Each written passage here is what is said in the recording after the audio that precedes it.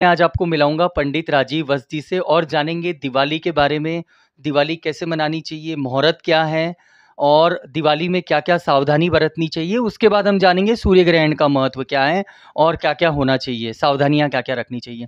नमस्कार पंडित जी। नमस्कार जी। पंडित जी ये बताइए कि दिवाली का मुहूर्त सबसे पहले मुहूर्त का समय क्या है? सबसे पहले मैं सभी दर्शकों को दिवाली की शुभकामनाएँ देता हूँ। दिवाली का जो शुभ पूजन का समय है वो शाम को 5:43 से लेकर साढ़े 7 बजे तक है। उसके बाद 10 बजे से लेकर 12 बजे तक दिवाली का पूजन है।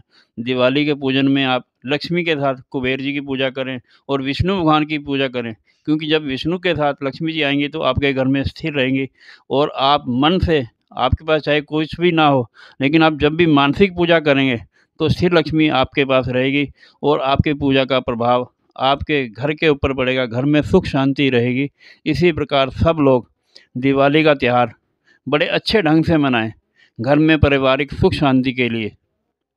पंडित जी एक बात बताइए कि दिवाली कहते हैं कि पैसे होने से ही दिवाली होती है, ऐसा कुछ है क्या कि गरीब लोग दिवाली नहीं मना सकते हैं? नहीं, नहीं, ये ऐसा नहीं है कि पैसे नहीं है तो दिवाली नहीं मनाएँ। हम अपने मन के अंदर जो भी हमारे से श्रद्धा भाव है, फल, फूल, पत्र पुष्पम जो भी हम मानसिक रूप से चढ़ाएँगे, वो भगवान को स्वीकार्य है।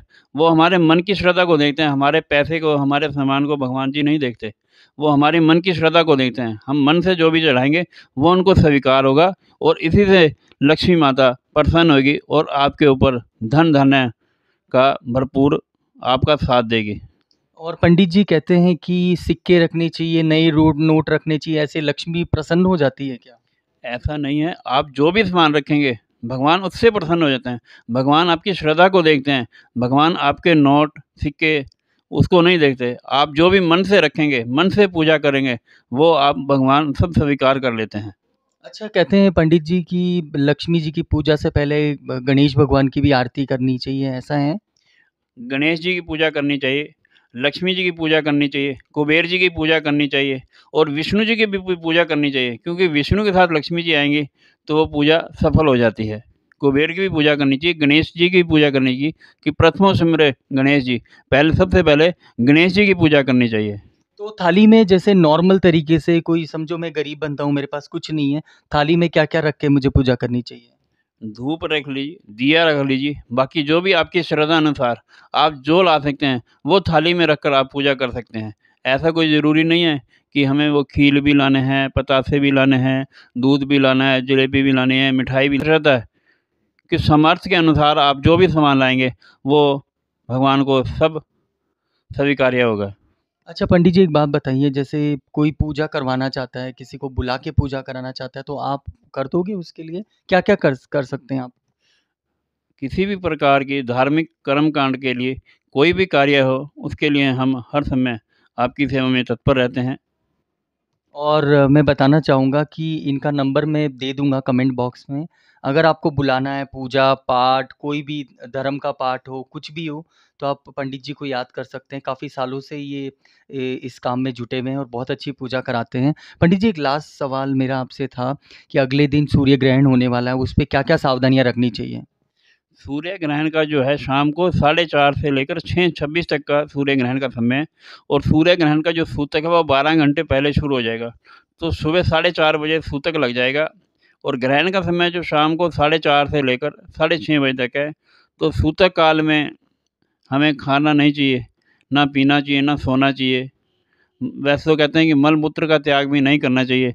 भगवान नाम का जप, पाठ, पूजा, कीर्तन करते रहना चाहिए क्योंकि वही हमें अच्छा परिणाम देगा और जितनी भी खाने की वस्तुएँ हैं, उसके अंदर आप कुशा और तुलसी दल डाल कर रख देते हैं, जिससे वो खाने के योग्य बनी रहेंगी।